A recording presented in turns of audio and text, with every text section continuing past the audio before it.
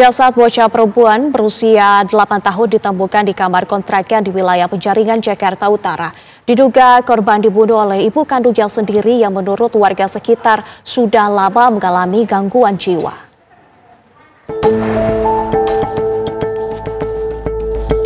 Terungkapnya penemuan jasad korban diawali dengan kecurigaan tetangga. Mereka mencium bau tak sedap dari kamar korban. Minggu pagi tadi, warga yang curiga mendatangi kamar tersebut dan menemukan bocah perempuan 8 tahun sudah meninggal dunia. Jasad korban diduga sudah meninggal sejak 5 hari lalu. Warga lalu menangkap ibu kandung korban dan menyerahkannya ke polisi. Saat ditanya di lokasi, ibu korban dalam keadaan linglung dan mengakui bahwa ia telah menghabisi nyawa anaknya sendiri. Jadi ketika mencium, ya kita spontan dong, ada mayat yang mana ya kan, kita langsung bergegas masuk ke atas. Ketika ditemukan memang sudah mayat itu sudah dalam kondisi di lantai penuh dengan bekas darah, kondisi udah agak membusuk ya, jadi udah agak membusuk mungkin dari 5 hari ke belakang. Ya, kita udah nggak berani masuk ke dalam lagi karena bukan ranah kita, jadi kita nunggu pihak yang berwajib. Setelah itu saya langsung telepon dari Bimas setempat, langsung datang dan langsung menghubungi dari Polsek Penjaringan. Menurut warga sekitar, ibu korban diketahui sudah lama mengalami gangguan jiwa. Selama ini pelaku dan anaknya hanya hidup berdua di kontrakan tersebut. Tim TV One mengabarkan. Lalu pemirsa, apa informasi terbaru dari kasus penemuan jasad bocah perempuan berusia 8 tahun di Penjaringan? Kita tanyakan langsung kepada reporter TV One yang saat ini berada di lokasi, ada Vanessa Liu. Vanessa, sampai saat ini ada perkembangan terbaru apa yang bisa Anda kabarkan kepada kami?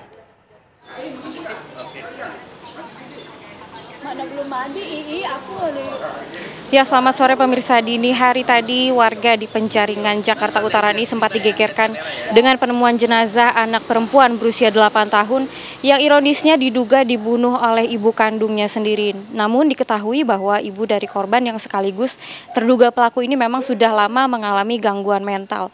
Dan juga memang jenazah ini sendiri diketahui mulai tercium oleh warga karena sudah membusuk jenazahnya dalam kondisi sudah sekitar 5 hari meninggal dunia. Dan saat ini kami sudah bersama dengan salah satu tetangga dari korban, yaitu dengan Mbak Citra, dan kita akan tanyakan bagaimana sehari-hari selama ini korban dan ibunya tinggal di lingkungan ini. Selamat sore Mbak Citra. Selamat sore.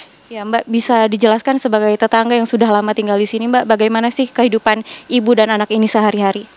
Kayak biasa aja ya, kalau misalnya lagi di luar gitu, dia biasa bawa anaknya bolak-balik beli makanan, terus antar anaknya sekolah gitu. Cuma tertutup, orangnya lebih tertutup ya, gitu.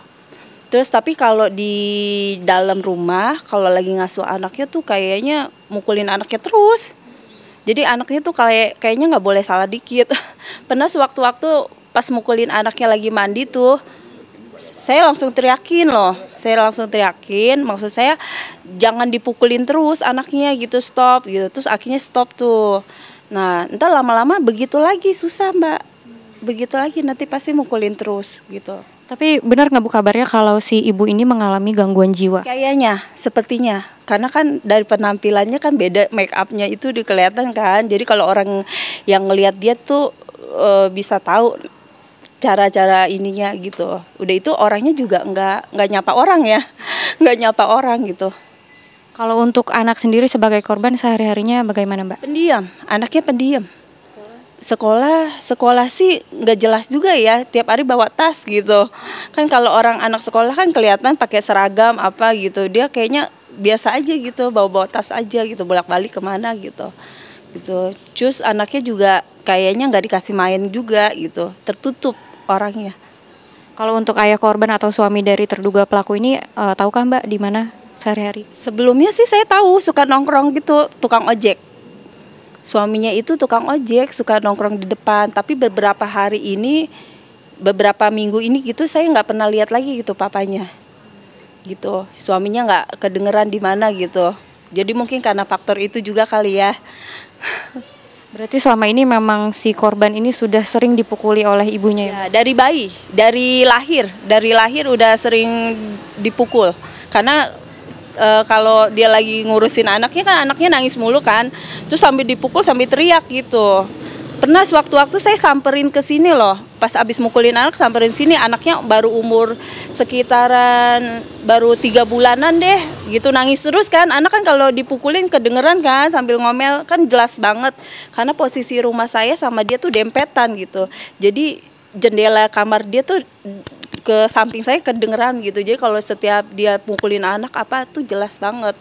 Jadi pernah saya samperin ternyata rumahnya tutup. Ya udahlah saya balik lagi gitu ya, pikiran cuma mukulin biasa ya gitu. Udah gitu.